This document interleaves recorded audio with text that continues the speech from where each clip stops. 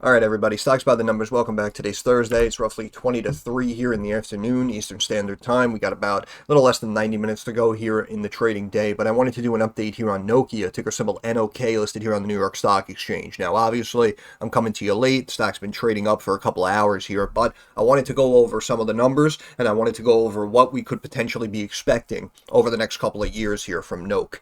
So, right now, stock trading 380, right? Up about 39 cents, just about 11.5% on the day, hit a high of 384. And as we see, this was our long-term resistance trend line here that we drew out that the stock rejected off of multiple times. And now you can see that we just immediately popped up above that line. So I'm looking to see now, in my opinion, if we retrace back to this key level here of 396, or if the stock immediately rejects and drops back down to 355 here at this fib and tries to actually retest this resistance trend line. But we'll cross that bridge when we get to it. Looking at the numbers here, we can see a big miss on the EPS side by almost 13%, big miss on the revenue side as well by about 8.5%. Now, while that is obviously very bad news, the company announced a couple of things. The company said, first, they're trying to cut costs to offset the drop that they're seeing in sales to try to improve their margins. And obviously, that is kind of music to Wall Street's ears, right? Because the bleeding in Nokia,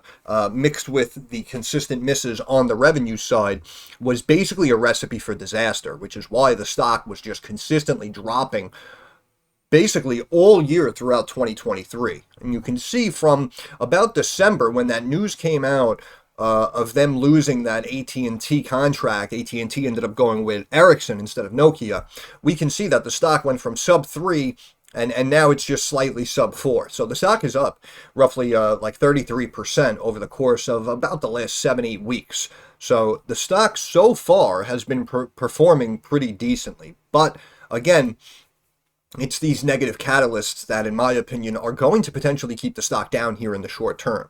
The CEO, they came out, they said again that they're trying to cut costs to try to increase profitability, try to raise up those margin percentages, but they also announced a 600 million euro stock, 600 million share buyback program over the course of the next 2 years, right? So basically what that means, in my opinion, is Nokia, the board, is basically saying we need to buy our shares now while everyone is counting us out, beating us up, bringing us down to lows. We need to do this over these next 2 years while we're in this restructuring phase, while we're preparing to ramp up our business going into 27, 2028, 2029, 2030. Because again, if you recall from the last video we did, they came out and they said that they were going through this restructuring phase and they were trying to become the leader in the sector by the year 2030. They wanted to get ahead of the curve. And I understand that a lot of people may hear that and, they may just kind of like count them out and think it may be too late. However, we have seen situations like this before, and it immediately reminded me of the Netflix situation, which I mentioned to you guys. Netflix, again, they used to, mail out physical copies of DVDs with prepaid return envelopes. And then they basically saw that the tech space was shifting to digital.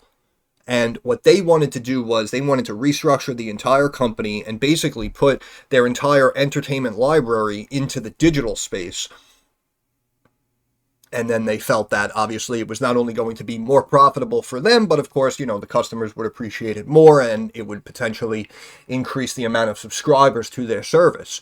And in the short term, a lot of people did not agree with that. A lot of people continued to beat up the stock. A lot of long-term investors actually jumped ship because they had a feeling that it was just not going to work out and it was, quote unquote, potentially a pipe dream, so to speak. And then what happens? It actually turns out that that was 110% the correct move. Not only did the business begin growing astronomically, but the stock just started rocketing to the moon. And obviously, if you go back from the time they went through that restructuring period when the stock was beaten up and compare it to where the stock has been, whether it's today or even 2 or 3 years ago, you can tell that obviously Netflix made the right decision. So obviously nothing is set in stone. Anything can happen. And of course, this can all come down and end in flames. But at the end of the day, we could potentially turn around in, 2027, 2028, and we could be looking at, an $8, $9, or $10 stock here with Nokia, which of course is probably going to consistently keep paying you a dividend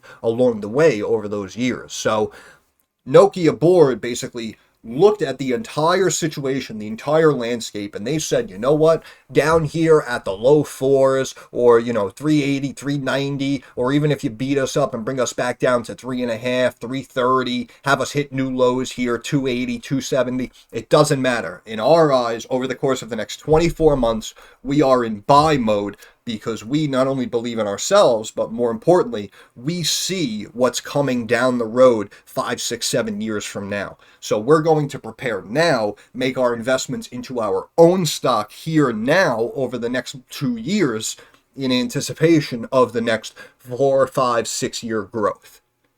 And again, only time will tell, but if they are able to actually do what they say they're going to do, then I think we may be looking at a much, much more valuable company going into the later 2020s, if you will, going into the new decade there, into the 2030s. So, of course, only time will tell, but also the restructuring, the restructuring, I mean, again, as I mentioned, that's basically what Verizon did a couple of quarters ago, right? If we look at Verizon, we can see that recently they've been performing very well, and the stock came out, they beat earnings, and now you can see we went from the low 30s, now we're back up into the low 40s, right? So essentially, cutting costs and restructuring and trying to increase profitability and pump up those margin percentages a little bit, that's basically, again, what Verizon did several months ago, and now that's what Nokia is doing now, right? So Nokia, as we mentioned, could technically be viewed as a stock that is kind of a little late to the party.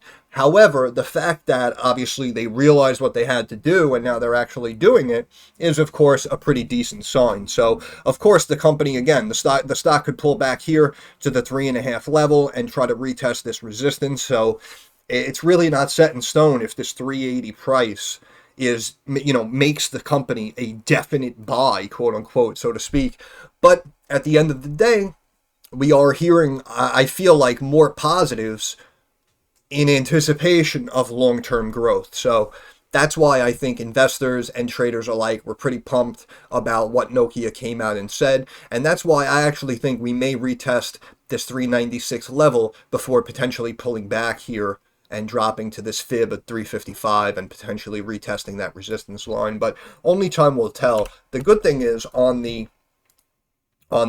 moving average side here, switching over to stock charts, we can see that even though the RSI has popped now above 70 here on this big move, up over 11.5%, we could see that the 200-day moving average is 376. So in my opinion, if the stock actually closes above 376, we may potentially see another little leg higher to that 396 level before the stock maybe takes a pause and takes a break and starts to sell off again. However, because the stock popped so much, we can see down here on the bottom that the MACD has actually crossed back over to the upside. So this is why I'm saying we could still have a couple of days of positivity here with Nokia before the stock begins to sell off again. But overall, they are planning and expecting bigger and better things. So I just feel like a lot of people saw that the stock was beating up, and then they heard that the company was actually taking action and restructuring and doing this share buyback. So now a lot of people jumped back in,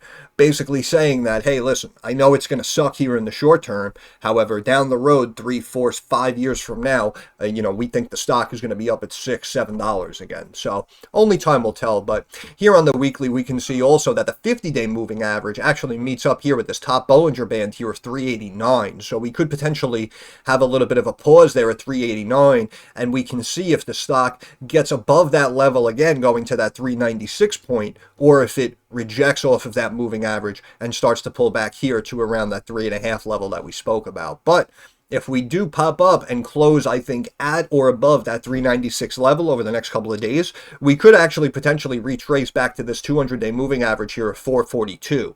Now, that's going to actually be a pretty significant percentage move in the short term. So if that actually does happen, chances are at that point, very, very high probability, in my opinion, that the stock rejects and tries to come back and bounce off of this 50-day moving average. But we'll cross that bridge when we get to it. And here on the MACD, we can see on the weekly that it crossed basically kind of the tail end of December as it bounced off of those lows. And the stock has been performing very well over the course of about the last 7-8 weeks. Again, hitting lows of 294, and today it hit a high of 384. So the stock is up roughly a third, or 33%, just over the course of about the last 7-8 weeks. So, this is why I like these situations, because even though, again, in the short term, it's getting beaten up. So if you bought any time in here in the, the mid fours or the high threes, obviously you were down significantly throughout 2023. But it's the restructuring, it's the share buybacks, right? These are all the positive catalysts that you want to hear when you're talking about an actual investment into a company. And again, basically, everyone was pretty pumped about what they read today, because they're saying that, listen, even though we're kind of going through some stuff right now, we're buying up shares for the next 2 years in anticipation that it's just going to be even better in the long term. So a lot of investors basically just followed suit. And they said, hey, listen, if it's good enough for them to buy it here at these levels and they think years down the road it's going to be good, then it's good enough for me as well. And of course, in my opinion, if you're investing into Nokia for the long term, I would definitely utilize the DRIP, which is DRIP, the Dividend Reinvestment Program. Reinvest those dividends to accumulate more shares every time they pay out those dividends. And again, even if the stock pulls back as you're getting paid to own it, in the short term, it's not going to be too much of a negative for you. But here we can see the RSI on the weekly at about 56. So that's why I'm saying we do still technically have a little bit of room to go, which is why I think that they actually do bring this stock back up to that 396 level and then try to fight it to get back above into the fours. But only time will tell. But wanted to do an update here on Nokia. Again, having a really nice day, even coming out with some bad numbers because, again, cutting costs, restructuring the company, expecting big things by 2028, 2029, 2030, and of course 600 million euro share buyback program announced over the course of the next 24 months. So any of you guys holding Nokia stock that you bought in here around this level or even lower than this level, obviously this is a very, very good day for you, and I'm happy for you.